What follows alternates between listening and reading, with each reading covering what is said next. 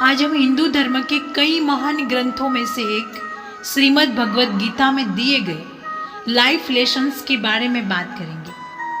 यह लेसन्स हमें जीवन जीने का तरीका बताते हैं, क्योंकि जो प्रश्न उस समय अर्जुन ने पूछे थे वह सिर्फ उस समय के लिए ही मायने नहीं रखते, बल्कि यह प्रश्न और ये समस्याएं हमें आज के ज़माने में भी सताते हैं। जिंदगी की जंग में भगवद गीता की बातें हमें यह समझा सकती है कि हमें हर मुश्किल समय में खुद को कैसे स्थिर रखना चाहिए। देश भर में लोगों का तो यह भी मानना है कि जो भी इंसान इस ग्रंथ को पढ़ता है उसे कभी भी पैसों की कमी नहीं होती और बड़ी से बड़ी चुनौती उसका बाल भी बांका नहीं कर पाती, और उस व्यक्ति का व्यक्तित्व इतना स्ट्रांग हो जाता है कि वह जहाँ पर भी जाता है वहाँ के लोगों को बेहतर इंसान बनने के लिए इंस्पायर करता है। आप जानते हैं कि ऐसा क्या अच्छा लिखा है भागवत गीता में, जिसे लोग हजारों सालों के बाद भी आज तक इसे पढ़ रहे हैं। तो चलिए जानते हैं भागवत गीता से हम क्या सीख सकते हैं। पहली सीख यह है कि बुरे हालात कुछ न करने से ही आते हैं, लेकिन अच्छे हालात पैदा करने के लिए एक्शन लेना पड़ता है। भगवद गीता शुरू ही इस उद्देश्य के साथ होती है कि अगर आप कुछ हासिल करना चाहते हो लेकिन आप खुद कुछ करने के बजाय अपनी किस्मत को भगवान पर डाल देते हो कि वह आपका काम करे और आपकी लाइफ को बेहतर बनाए, तो ऐसे में आपको बुरा रिजल्ट ही मिलेगा। बिल्कुल वैसे ही जैसे कि आपको गंदा होने के लिए कुछ नहीं करना होता, बस बैठे रहो और आप गंदे हो जाओगे। लेकिन साफ रहने के लिए आपको अपनी जगह से उठना पड़ेगा, बाथरूम में जाना पड़ेगा और नहाना पड़ेगा। ऐसा इसलिए क्योंकि हमारी बॉडी दुनिया के डिसऑर्डर से फाइट कर रही होती है, और जो इंसान इस फाइट में एक्टिव हो जाता है वह इंसान अपनी जिंदगी के हर पहलू में हार जाता है। दूसरी बात, बदलाव एक जीवन का नियम है, इसलिए हर खुशी या दुख अस्थायी होता है। अध्याय 2 के श्लोक 14 में श्री कृष्ण कहते हैं, ओ कुंती पुत्र, तुम्हारी इंद्रियां आवाज, गंध, स्वाद या महसूस करे जाने वाली चीजों के संपर्क में आकर तुम्हारे अंदर ठंड, गर्मी, सुख, दुख या तनाव जैसी स्थिति पैदा करती हैं। यह अस्थायी है, यह जैसे आती है वैसे चले भी जाती हैं। इसीलिए इन बदलावों को सहना सीखो। सफलता या महारत हासिल करने के लिए एक इंसान को परिस्थितियों के हिसाब से ढलना होगा, बेहतर समाधान ढूंढने होंगे और अपनी उपलब्धियों को पहचानना होगा।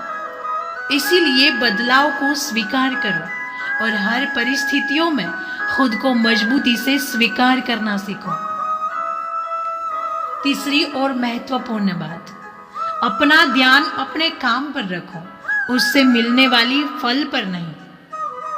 यहाँ पर लक्ष्य बनाने की बात की जा रही है। ज्यादातर लोग ये तो डिसाइड कर लेते हैं कि उन्हें क्या प्राप्त करना है, लेकिन वह कभी भी अपने लक्ष्य के रास्ते में आने वाली मुसीबतों को पार नहीं कर पाते। यहाँ तक कि महाभारत में भी जब द्रोणाचार्य अपने छात्रों को तीरंदाजी सिखा रहे होते हैं और उन्हें कहते हैं कि वह पेड़ पर रखी चिड़िया की आंख पर निशाना लगाना है, और फिर वह अपने सभी शिष्यों से पूछते हैं कि उन्हें क्या दिख रहा है, तो किसी ने कहा कि उन्हें डाली पर बैठी चिड़िया दिख रही है, तो किसी ने बोला पूरा पेड़ और उस पर बैठी चिड़िया।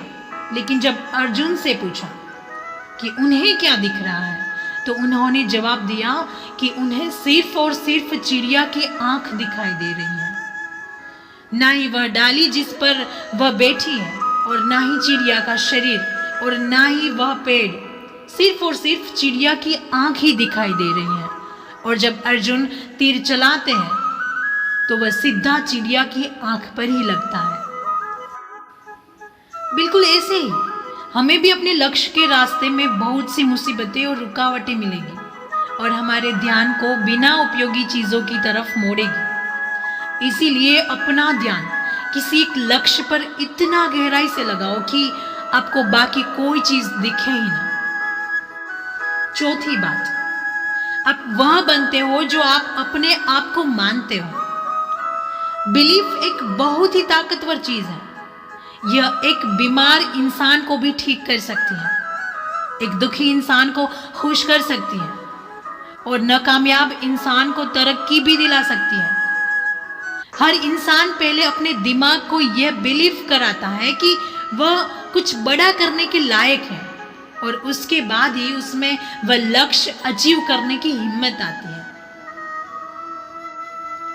इसीलिए आप भी अपने आप पर विश्वास करो कि आप भी मुश्किल कामों को करने के लिए तैयार हो और अपना लक्ष्य हासिल कर सकते हो। आप अपने डर को काबू करो, क्योंकि आप वही बनते हो जो अपने आप को मानते हो। पांचवी बात, कायरता और डर सफलता के दुश्मन है।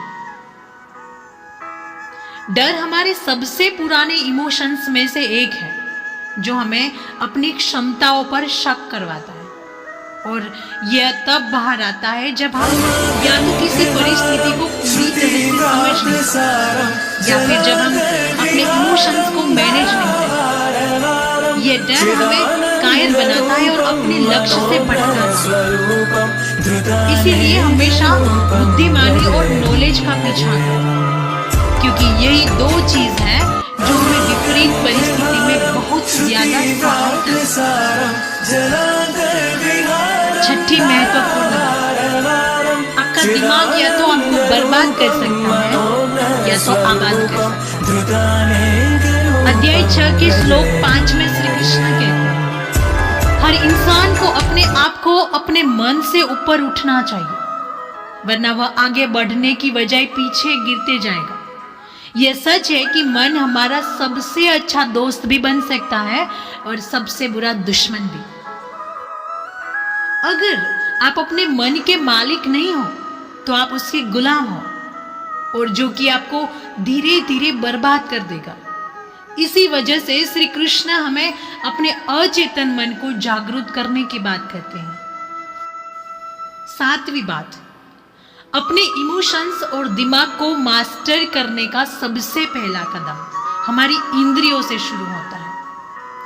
हर एक चीज जो हमें अपने लक्ष्य से भटकाती है उसे लालसा बोला गया है।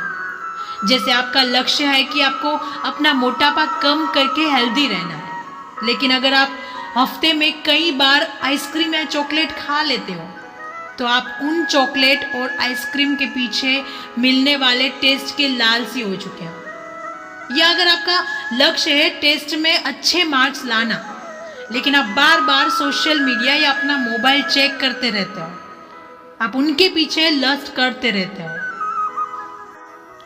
अध्याय 3 के श्लोक 40 में श्री कृष्ण कहते हैं, यह माना जाता है कि वह इंद्रिय मन और बुद्धि होती है जिसमें लस्ट घुस कर बैठा होता है और एक इंसान की सोचने की शक्तियों को दबा रहा होता है। इसलिए सबसे पहले अपनी इंद्रियों को काबू करो, उनके संपर्क में आने वाली चीजों को बदल कर।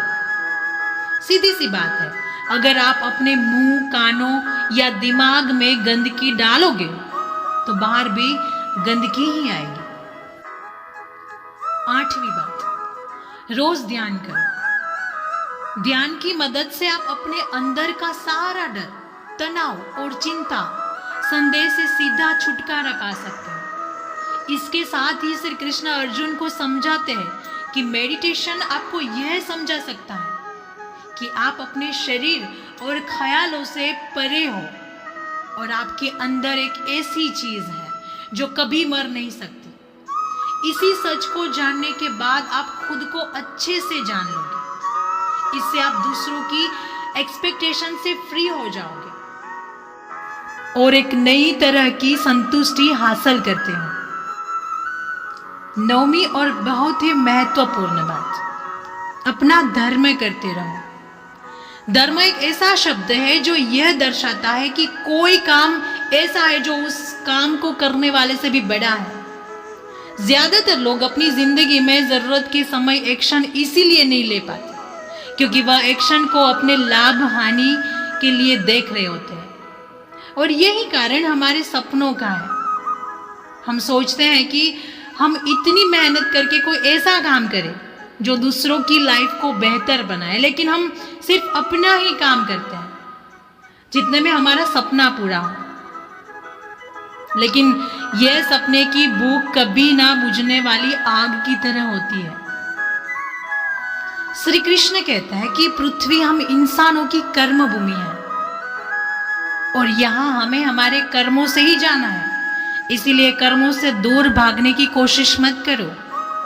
जाना आपका डिजायरलेस एक्शन ही आपका कर्म है और आपका कर्म ही आपका धर्म है। 10वीं और आखिरी बात, आपकी जिंदगी आपके चुनाव का ही परिणाम होती है।